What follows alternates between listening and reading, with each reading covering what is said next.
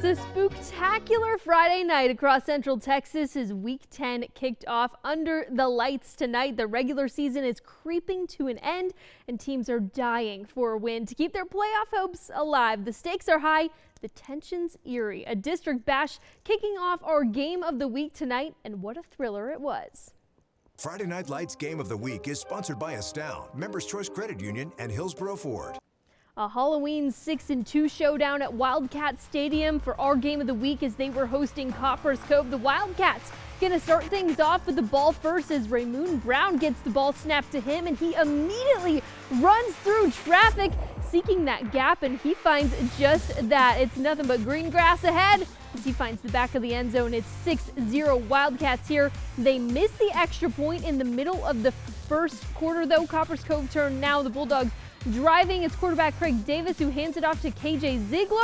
He comes up short though. Copperas Cove settling for a field goal to get some points on the board, but it's no good. 6-0 Temple here early. The Bulldogs get the ball back. It's Davis III looking to make something happen. He found wide out TJ Hokut there for the first down. The Bulldogs move the chains.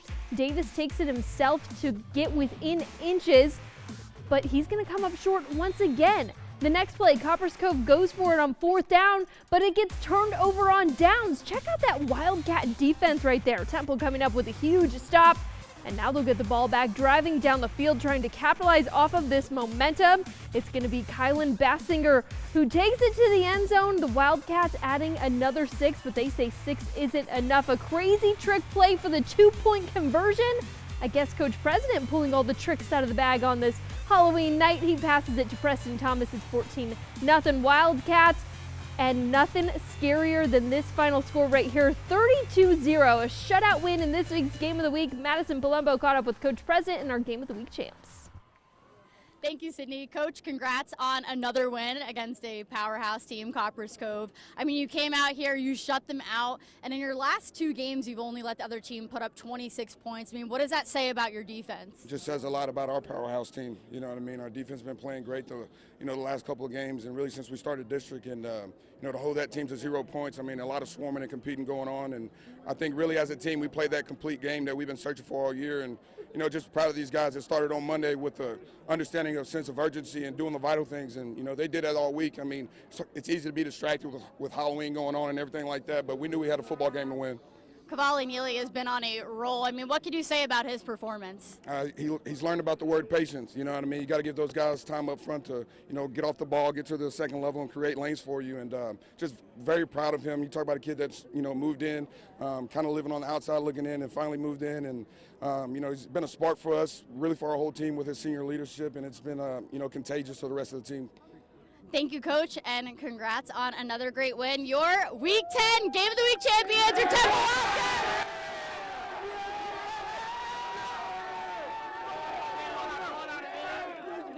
Back to you, Sydney. Nothing scary about that celebration there. Seems like lots of treats for the Temple Wildcats tonight. All right, let's keep it rolling. Here in the studio, Harker Heights getting into the Halloween spirit against Shoemaker. Will the Knights say R.I.P. to the Wolves, or will Shoemaker be the Grim Reaper and give the Knights their first loss in district play? Well, let's find out. The Knights looking to make an opening statement. The ball gets snapped a little too early. The Knights try and recover, but it's Shoemaker ball here in great field position. They're excited about this takeaway. Now the Wolves looking to score. It's quarterback to Montydale Addison who's scrambling. He's looking to the left and looking for a man. He tries to find the end zone, but it's picked by DB Eric Young III. Harker Heights now has an opportunity to score, and they do just that as Jalen Mason gonna find the end zone. This guy, we watch him rush all the time, and he does it once again. Harker Heights gonna get the win 28-10. Undefeated Brenham making the trip up to Waco ISD to take on University tonight. Could the Trojans spook up on them? Brenham looking after halftime for a spark. It's Xyron Upshaw who throws to this guy, Chris Geary there, who comes up with the catch and goes down the sideline for a Cub touchdown. University going to try to answer back now as Brenham jumps offsides, a free play for University, so we'll see quarterback Savoy Nichols recognize it. He's going to connect with Jameer Thomas for the University touchdown. The Trojans make a big statement. They go on to get the win 35-6. Not too bad, handing them their first loss of the season. A big game going on is Bosqueville and Axtell going head to head. Bosqueville on their opening drive trying to get something going, and the Axtell defense swarms quarterback Cooper Kent for an opening drive sack and gets the third down stop. Longhorns now at the goal line. It's quarterback Levi Leathers who does it himself. Axtell would keep applying the pressure. It's running back Damian Fernandez who finds the edge, and he is gone all the way. Nobody's touching him. Axtell with the big touchdown. They keep pouring it on. 49-7, the final score from that one. All right, still lots of games to get to tonight, including a district battle over at Rocket Field. But first, we're going to take a quick candy break. And before we go, we'll take a look at some scores from Week 10 across Central Texas. Do note, Lampasas was supposed to take on Marble Falls tonight, but due to some issues with the stadium lights, that game will be played on Saturday at noon.